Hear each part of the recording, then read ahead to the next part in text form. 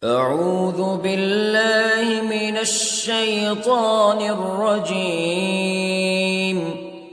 بسم الله الرحمن الرحيم.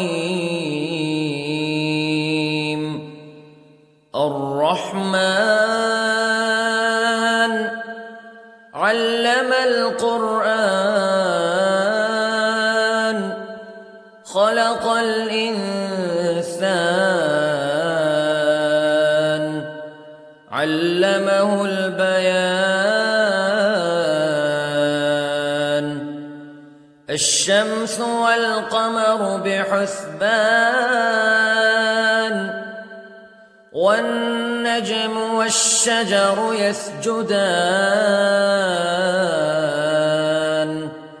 والسماء رفعها ووضع الميزان ألا تطغوا في الميزان وأقيموا الوزن بالقسط ولا تخسروا الميزان. والأرض وضعها للأنام فيها فاكهة والنخل ذات الأكمام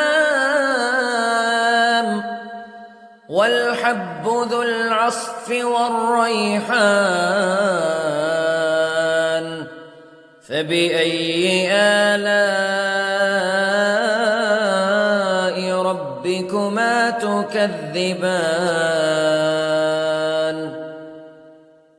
خلق الإنسان من صلصال كالفخار وخلق الجان من مارج من نار فبأي آلاء ربكما تكذبان. رب المشرقين ورب المغربين فبأي آلاء ربكما تكذبان. مرج البحرين يلتقيان بينهما برزخ لا يبغيان فبأي آلاء ربكما تكذبان. يخرج منهما اللؤلؤ والمرجان فبأي آلاء ربكما تكذبان. وله الجوار المنشآت في البحر كالأعلام فبأي آلاء ربكما تكذبان. كل من عليها فان ويبقى وجه ربك ذو الجلال والإكرام فبأي آلاء ربكما تكذبان.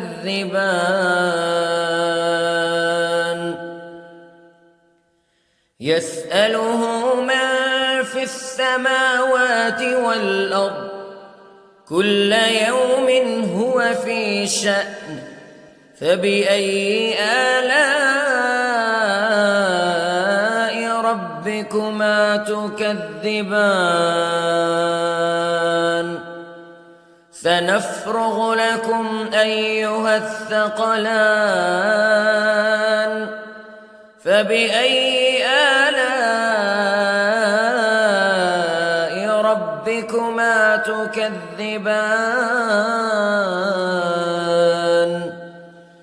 يا معشر الجن والإنس استطعتم أن تنفذوا من أقطار السماوات والأرض فانفذوا لا تنفذون إلا بسلطان فبأي آلاء ربكما تكذبان يرسل عليكما شواظ من نار ونحاس فلا تنتصران فبأي آلاء ربكما تكذبان فإذا انشقت السماء فكانت وردة كالدهان فبأي آلاء ربكما تكذبان فيومئذ لا يسأل عن ذنبه إنس ولا جان فبأي آلاء ربكما تكذبان يعرف المجرمون بسيماهم فيؤخذ بالنواصي والأقدام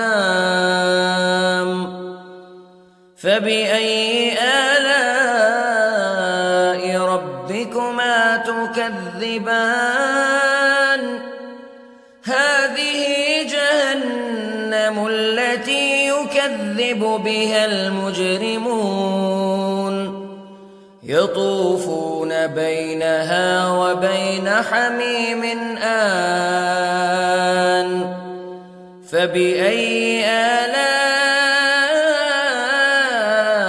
ربكما تكذبان ولمن خاف مقام ربه جنتان فبأي آلاء ربكما تكذبان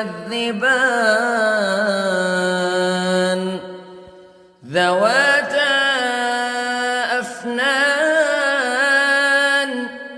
فبأي آلاء ربكما تكذبان فيهما عينان تجريان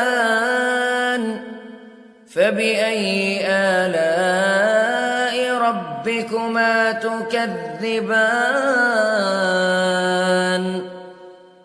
فيهما من كل فاكهة زوجان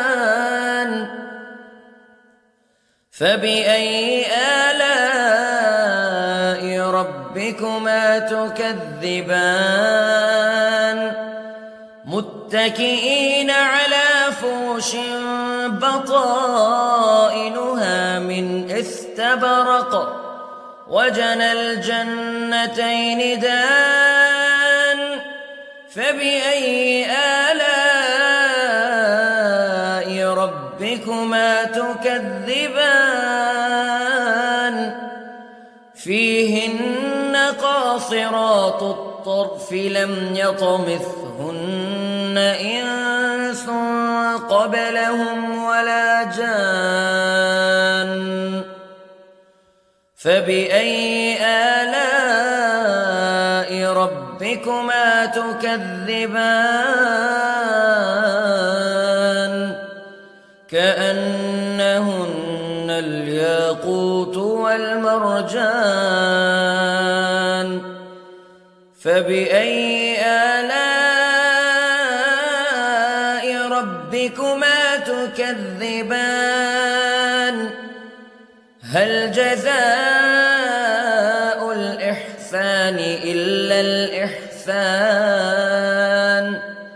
فبأي آلاء ربكما تكذبان ومن دونهما جنتان فبأي آلاء ربكما تكذبان مدهامتان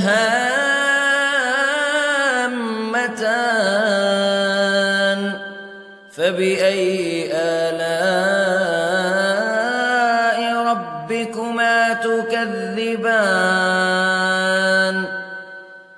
فيهما عينان نضاختان فبأي آلاء ربكما تكذبان فيهما فاكهة ونخل ورمان فبأي آلاء ربكما تكذبان فيهن خيرات حسان فبأي آلاء ربكما تكذبان حور مقصورات في الخيام فبأي آلاء ربكما تكذبان لم يطمثهن إنس قبلهم ولا جان فبأي آلاء ربكما تكذبان متكئين على رفرف خضر وعبقري حسان فبأي آلاء ربكما تكذبان تبارك اسم ربك ذي الجلال والإكرام